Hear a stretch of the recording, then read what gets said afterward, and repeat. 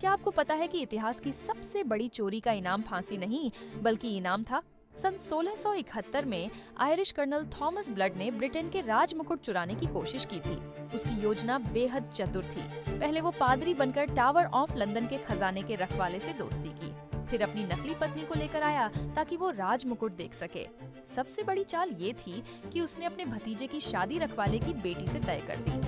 इससे उसे खजाने तक पहुंच मिल गई। हमले के दिन ब्लड ने हथौड़े से राज मुकुट को छपटा करके अपने कोट में छुपाया, सोने का गोला अपनी पैंट में डाला और राजदंड को आरी से काटने लगा, लेकिन पकड़ा गया। सबसे हैरान करने वाली बात ये है कि राजा चार्ल्स द्वितीय ने उसकी हिम्मत से खुश होकर उसे माफ कर दिया, बल्कि उसे जमीन और पेंशन भी दी।